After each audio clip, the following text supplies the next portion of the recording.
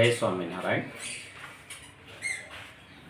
આજ રોજ સ્વામિનારાયણ મંદિર સાવરકુંડલા ખાતે આપના માધ્યમથી સમગ્ર સત્સંગ સમાજ અને ધર્મપ્રેમી જનતાને જણાવતા આનંદ થાય છે કે તારીખ 1/11/2025 અને 2/11/2025 આ 2 દિવસ દેવ દિવાળીના ધામધૂમથી સ્વામિનારાયણ મંદિર સાવરકુંડલામાં ઉજવવામાં આવ્યા છે।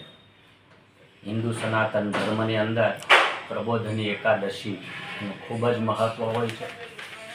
આ એકાદશીના દિવસે તુલસી વિવાહના ભવ્ય કાર્યક્રમો ધાર્મિક વિધિ વિધાનથી દરેક સનાતન હિન્દુ મંદિરોમાં સંપન્ન થતા હોય છે।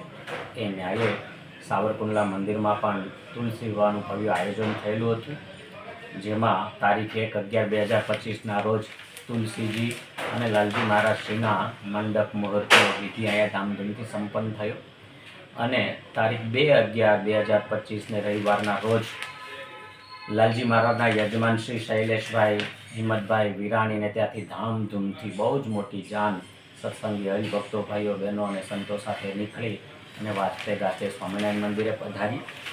તુલસીજીના યજમાન શૈલેષભાઈ પટોળિયા એટલે કે મીરાબેન શૈલેષભાઈ પટોળિયા પરિવાર નવસારીથી ખાસ અહીંયા ઉપસ્થિત રહી અને યજમાન તરીકેનો લાભ લીધો છે। આજે 1500 હરિભક્તો ભાઈઓ બહેનો વચ્ચે આ મહોત્સવ ગઈકાલે રાત્રે ધામધૂમથી સંપન્ન થયો। બધા જ હરિભક્તોને ઠાકોરજીનો પ્રસાદ વિતરણ કરવામાં આવ્યો હતો અને ઘણા આસ્તિક લોકો આસ્થા સાથે જોડાયેલા ભક્તોએ શેરડીના સાઠાઓ લાવીને પ્રસાદ લાવીને ભગવાનના દર્શન કરીને ધન્યતા અનુભવી હતી। આવા દિવ્ય માહોલમાં પ્રબોધની એકાદશીનો ઉત્સવ ગઈકાલે રાત્રે 10:30 વાગે સમાપ્ત કર્યો અને બધાએ એનો ખૂબ લાભ લીધો છે। જય સ્વામિનારાયણ।